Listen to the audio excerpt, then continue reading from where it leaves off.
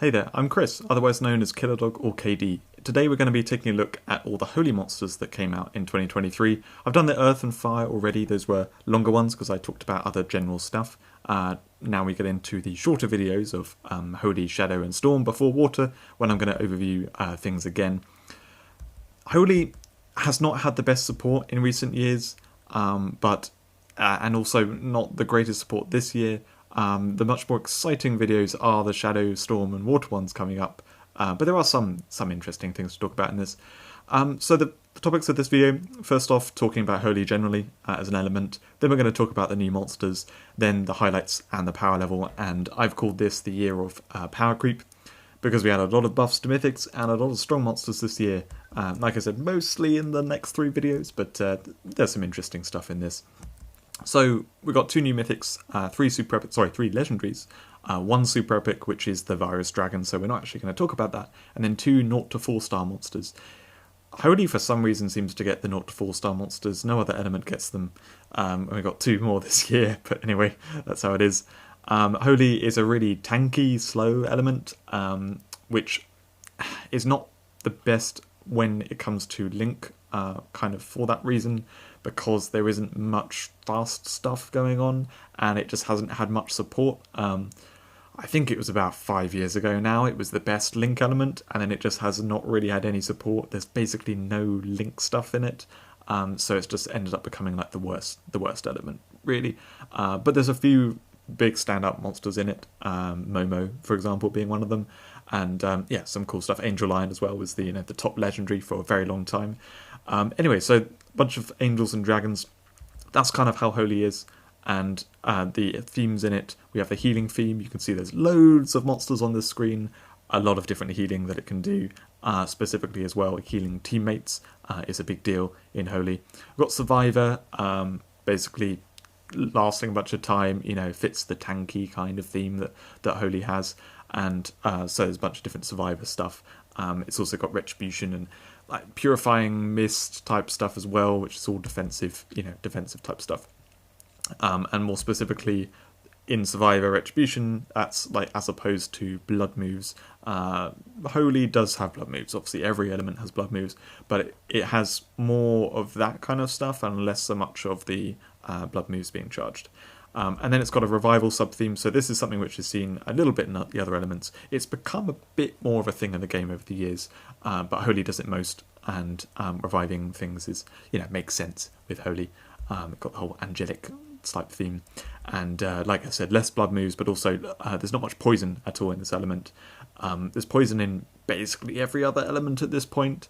Storm doesn't have as much, but Holy especially, almost no poison. So jumping in with the first epic and below, we've got Ebizish. Now this, I thought about for a long time. I thought it's interesting, but the really big problem it has is Balancion is just way stronger. Balancion just does what this does and better. What this does is basically you kill it with a teammate, and then it heals and shields your team. That's nice, but it's not really the greatest, and if you don't kill it, then the opponent just basically ignores it. If they do kill it, it damages and poisons their team, but basically they're just not really going to kill it, and it's not much of a big deal if that happens. I mean, you're not using this as like poison support, right? So yeah, basically you kill it with your team, and then it heals and shields them, and you may as well do that to a Balancion, which heals and shields them and puts enemies to sleep. And that's 10 cost as opposed to this at 7 cost. There are other things as well which you can cannibalize, and they sleep enemies, or they shield your team, or that kind of stuff. And cannibalizing heals your team anyway. Like there's not really a use case for this in the game that I can think of. And sometimes with these monsters, they're like the lowest cost version of that thing, and so there's that niche. But here, it's just quite a lot weaker than alternatives that aren't much more cost, that I don't think there's much use for it. It is cool though, in terms of artwork, it's quite cute, and it's sort of where, it being a Japanese game, they get to put a little bit of their Japanese culture into it. So next we have Slime Tank. Now this is a troll slash troll meme from the devs years ago. I think it was like an internal meme that it was like a monster that was actually going to be released. It was like an April Fool's within the company that they then at some point told us about, and they showed us the monster, and they used it as an April Fool's when they were talking about releasing 8-star monsters, which was the joke after they released Mythics, because they released Mythics around Christmas time, I think, on their going into the 4th year of the game, just at the beginning of the 4th year, and obviously the community freaked out a bit at the time. They were like, oh, we don't want these Mythics, they're pay to win, blah blah blah. You know, it was a bit of a hot topic. And so then a few months later in April, it was kind of the right time to to do a joke like, hey guys, we're going to release 8-star monsters, and they put this as the image of like an 8-star monster as a joke, which as with any April Fools, slightly how to say it, some people loved it, some people hated it. But anyway, so it was used for that. They never thought they'd actually release it, but then they actually managed to get it into the game. So this is a complete troll monster. It's one of the few monsters I've actually written an analysis for already, so you can read the analysis if you want to have a bit more of a dive on it. I don't think there's really any use for it, other than them trolling in PvE when they make battles with this because it replicates itself over and over and over. That I think, if I remember correctly, you have to kill it 15 times, because there's 1, it goes into 2, it goes into 4, so that's 7 in total, and then that goes into 8, and so yeah, it's 15. You have to kill it 15 times to actually kill it off. The sporadic defender means that you have to ultimately have to hit it, but it's 20% chance. It's so low that like you just basically ignore it, and then it's a purifier stun absorber. But it's bad. It's really bad. I've seen some people come up with use cases for it, but ultimately, once they start killing it and it duplicates, once the opponent starts killing it in your team and it starts duplicating, yes, it gives you lots of monsters that you can sacrifice or that you can throw or something like that. But ultimately, if you get multiple on the battlefield at the same time, that's just slowing down your team massively because they don't really do much at all. So it gives your opponent all the control that they could want. Not to mention that, obviously if you repulse it, that's really bad. And yeah, anyway, at the end of a team, it can kind of do something funny because you do enough Mega Novas from them and they do actually kill enemies. I used this in Island Challenge and it was actually quite funny and did kind of do some work. But ultimately, I don't think this is a competitive monster. It's just a troll, and it is a funny one. So yeah, if they're going to put a monster that you have to kill 15 times, this is the one to do it on and to have a laugh with. So Virus Dragon Delta, I talked about this in the Fire video. This is the best Virus Dragon in the game, actually. It's very strong, so if you want to hear about it, go check out the Fire video. Moving on to Legendaries, we've got Air Avalon. Now this is also a really bad monster. So this did get buffed quite considerably after its release, with the Ultranova charge, as well as, I think it's the instant ally substitute, when that was slower before. I may be misremembering. But either way, what it does is it sacrifices teammates to then focus energy burst an enemy. And if you do that, it's 30 seconds plus 100 seconds, which is, pretty fast. It's also pretty tanky. And it can, do that instantly on its first turn with the instant ally substitute, sacrifice charge, and then focus energy burst. That all reads well. It also creates 3 rocks next in line, so it creates a bunch of stuff that it can sacrifice to throw in. The problem is that once you don't have anything to sacrifice, then it really gets stuck because you're basically getting rid of your teammates to throw. I'm saying throw, but ultimately it's a sacrifice and then damage. So it's like a throw.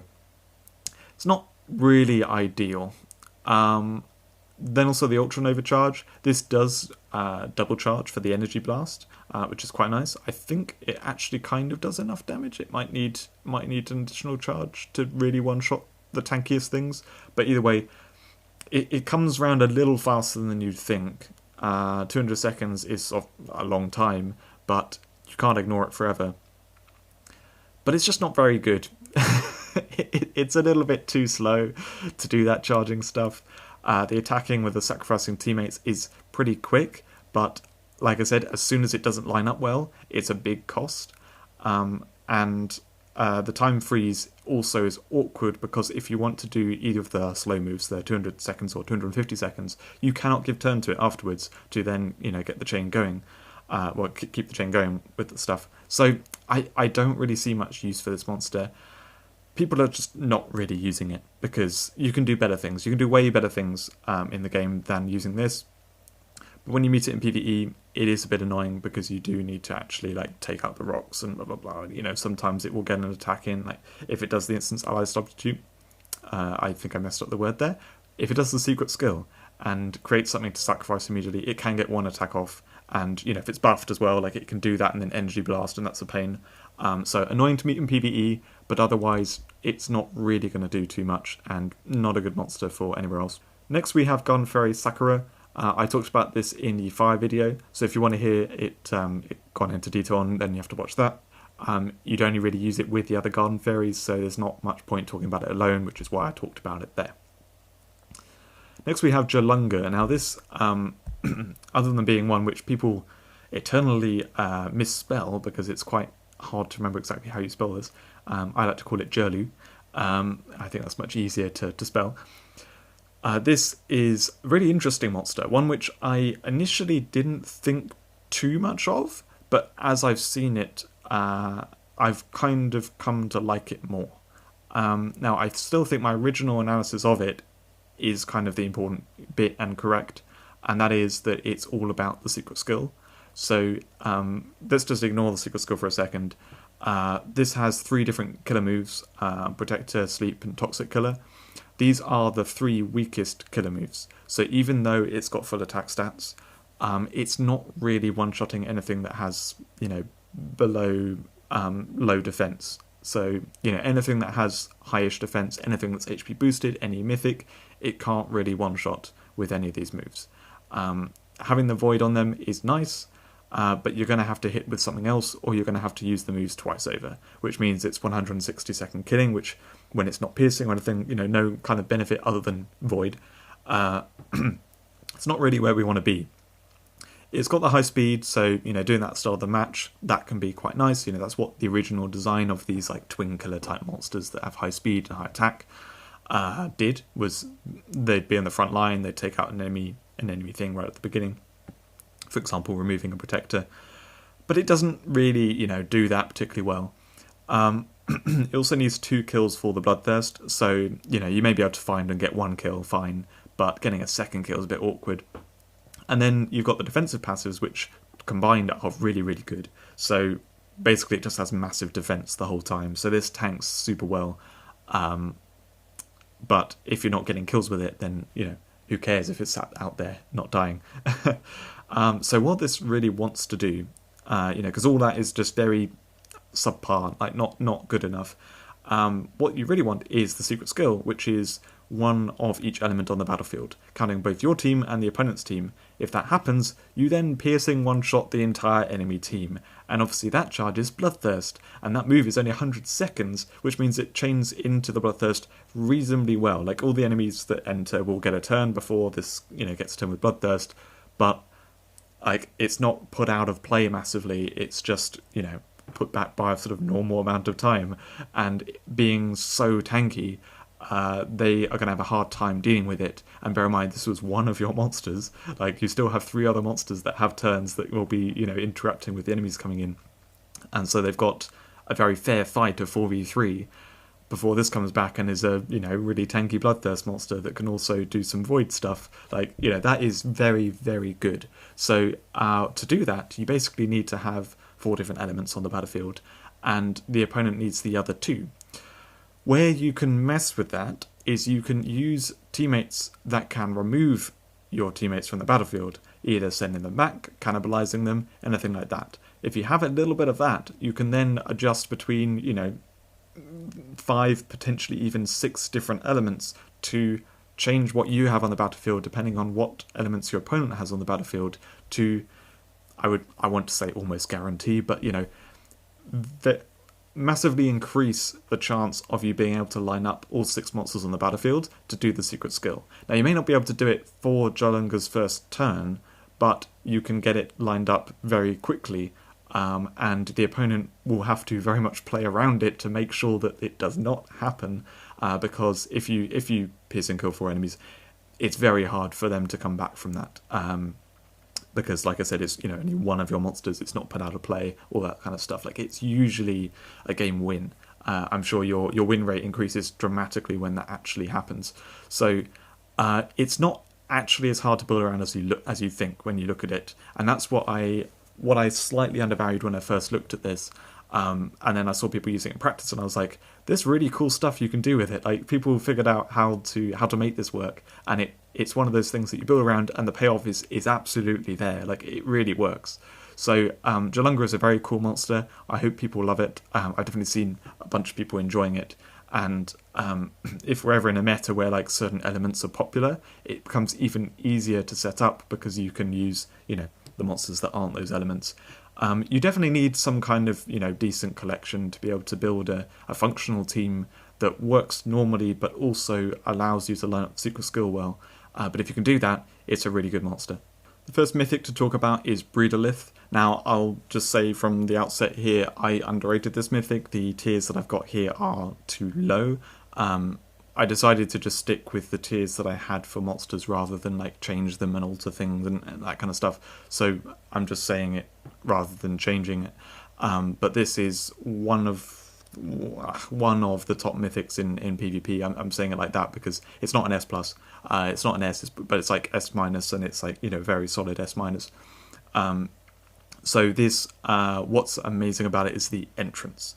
But just to talk about stats for a second, this is full defense stats. It's also got very high HP because it's got the low speed. Now, it needs low speed because the moveset would be very strong without low speed, but then the benefit is like we get a super tanky monster, and it enters with a shield as well, so like good luck killing this. This is really, really tanky.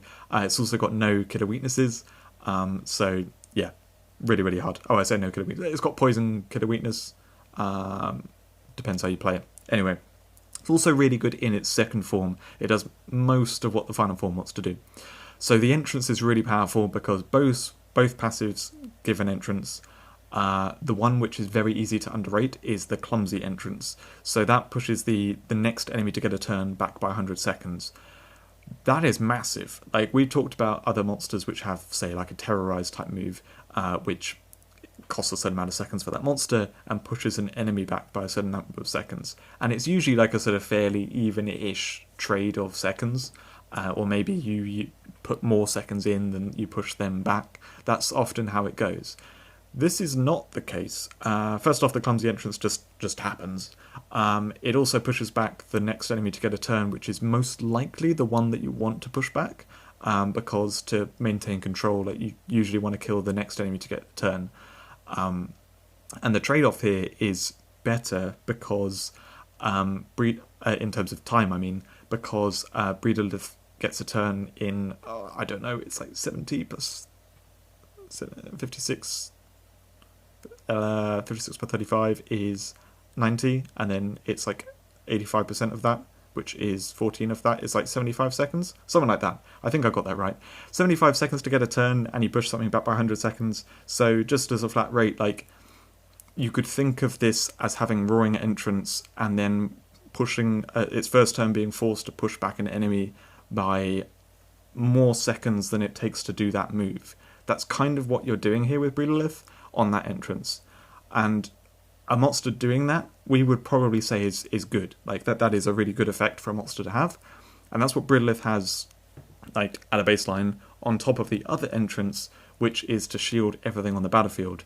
Now that again is, you are shielding enemies. Do you really want to shield enemies? Well, you've got this in your team, you know it's happening, you are building around it. She has Raw Shield Breaker, so she can kill enemies with shields, but also you can use other shield breakers, or you can use piercing, or you can use poison. Like, there's a bunch of stuff which basically completely nullifies the fact that those enemies had shields put on them, where it just does not matter for your team, or is even, kind of an advantage.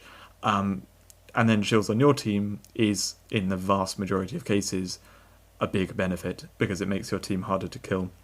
Like, one of the really good things about Karokenshi, which is the Linkwater frog, is that it shields your team on entrance.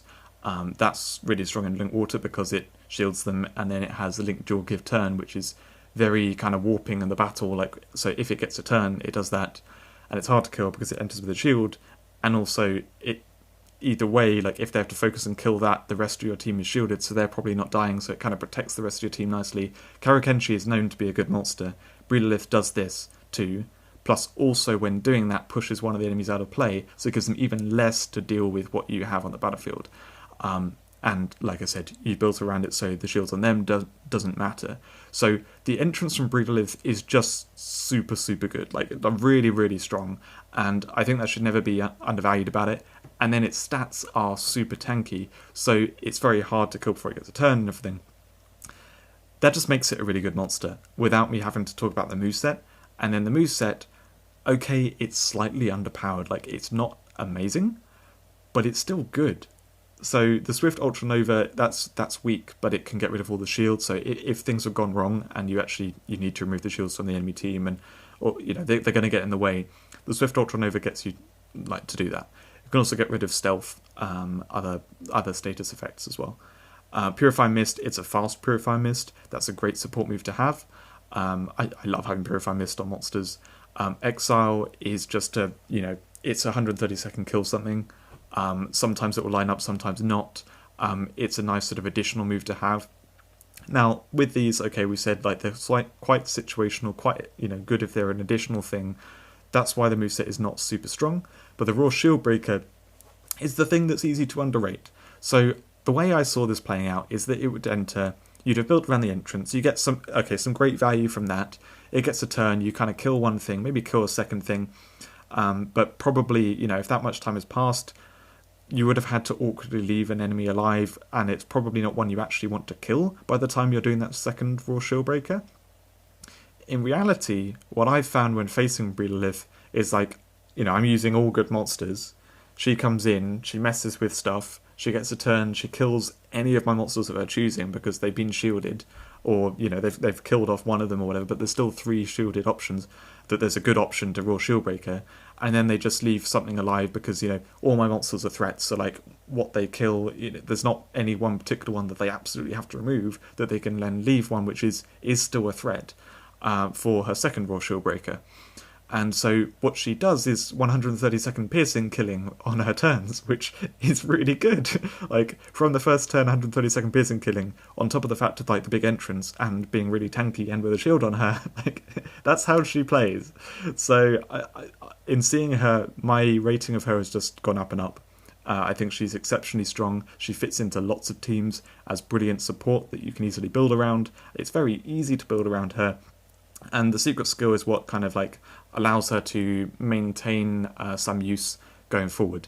So you can use her slightly further back in the team where you don't necessarily need things to keep going, or you can use her where you plan to kind of kill her off with something. Perhaps Purify Mist just keeps being useful, but Toxic Rebirth allows her to revive herself, and when she comes in the second time, she shields your team again, and the thing about the poisoning enemies means that you're not going to shield the enemies, but then at that point in the team, when it's got to the point where you have to use the Toxic Rebirth, it may mean that you don't have the synergy for shielding enemies, that you don't actually want to shield the enemies. So that's where it actually plays a lot better than you'd think, because you think like, okay, she poisons the enemies, she comes back in, none of the enemies she can Raw Shield Breaker, and what was kind of the point of the stuff, but it basically stops her from countering herself. Stops her from holding back your team by shielding the enemies at that point. And it's likely 1 or 2 will be shielded because, you may poison the enemies, but then you've killed them and then new ones have entered. Those ones will be shielded. And so she still has 1 or 2 targets for Raw Shield Breaker. It's very easy for her to otherwise just pass the time with a single Purify Mist or a single Swift Ultra Nova and then Toxic Rebirth again. She plays so much better than I thought. And is really strong. She's one of my most wanted mythics, and the fact that she's really good in second form means that it's very easy to get like one copy, build with her, play with her, and find out, is she actually as good as I think she is, and is she a monster which you want to awaken? I'm saying that from the perspective of, you should probably try to do that too, because she is one of the strongest mythics that came out this year, I think. So moving into Goliatharion, this is one which I overrated slightly. I do think it's very good. I compared this a lot to Exocross when it came out because I think it plays very similarly to Exocross. But why I think that I've overrated this slightly is because it's a little harder to build around than I gave credit for. So there are some monsters in the game like Oniker and I'm trying to remember, but I think there's one other mythic which I think maybe Hushin. Hushin, which I was like down on, because if you are the type of player who is awakening mythics and you have that awakened, it's likely that you have other awakened mythics and you want to be playing with those rather than building a team with like lower star monsters, and so you don't really have a place for it. So that's what I've always said about Onika. Hushin they buffed massively so that you could actually, it's worthwhile building around her with some legendaries or something. Goliatharion is another case where I think maybe that's too much of a downside, that it does hold back this monster a bit. What made me not think that to begin with is that it has got the swap for emoji secret skill, so it's guaranteed on that first turn to make you have fewer stars than the opponent, so that then you can just Star Eater immediately. And, you just get a few Star Eaters off, you'll be happy, you can then double Bloodthirst after that, it should play well. That's what I was thinking. As it turns out, I think it's maybe a bit harder to do that with. It is bug type, and there are lots of good bugs for Bug Union that you could play this in. So it's got nice synergy there. What's really crazy about this is the hold ground, hardened carapace, full defense stats. That's just mad. This tanks like nuts, and the fact that on its first turn it's guaranteed to start sweeping every 51 seconds. That's what I see, and I just think like this must be good. Like, if you can figure out how to play this well, this must be good. If you can maybe give turn to it or something. There are various ways you can do it, like playing it alongside little rockoids or whatever, if you're creating them in the team with like enlist moves, or you just play this at the end of the team where you had throw stuff, you created a load of rocks at the back, you have this there. It can work kind of like a last bite monster, but when you still have the rocks there protecting it, and that works really nicely. I'm sure there's ways to make this work. It's just a little tricky, like maybe a bit trickier than I thought it would be. But if it gets going, that Star Eater is very strong. Like there's no doubt, like that is a win condition. If it can't be stopped before it starts sweeping, and if you can have fewer stars in your team than the opponent. There's various things like where they make tokens and stuff, like think like Onigeist, where it creates the Onigo in the team, and with that you could like somewhat sleep block and then have Goliatharion kill things. Swap for Emoji has synergy with like something that has an entrance. There's various stuff you can do that should make this work well. It's just figuring out exactly what that is and how to make it work is the tricky thing. So definitely a good mythic, just not S minus kind of level. So the highlights from this year, they're the monsters we talked about a lot in this video. Breedolith is just super good. The support and the sweeping and the entrance is just so powerful, and it's so generic that it can go in so many different teams. It's really not hard to build around, especially if you're at the level, you've got a bunch of awakened mythics, you've got a big collection, you can easily build around it with piercing stuff. That it's just no downside for your team, it's just pure upside. And then in the middle, the two monsters that I talked about that you can build around, and they are big payoffs for doing so. Jalungo is the more sort of fun one, I think. Goliatharion is the one that I'm a little sad about because I want it to be good. I think it should be good. I just haven't seen it yet. But I'm pretty sure that's a cool one. It's definitely, the payoff is there. Like if you can make it work, it should be good. And then there's Virus Dragon Delta, which I talked about in the Fire video, but that is a very good stun absorber for PvP. One of the better super epics that came out this year, if not the best. If not among the best. It depends on how they change stun going forwards, but yeah, it's definitely a good one. So looking at the strengths, we've got those best ones up there at the top. Breedolith kind of lower than it should be. But yeah, there's almost all of these ones that came out are viable, other than the sort of, the joke epic, and Avalon, which just is unfortunate that it's a weak monster. You can just do better things. The Garden Fairy being good in Garden Fairy teams, which is, kind of what you expect.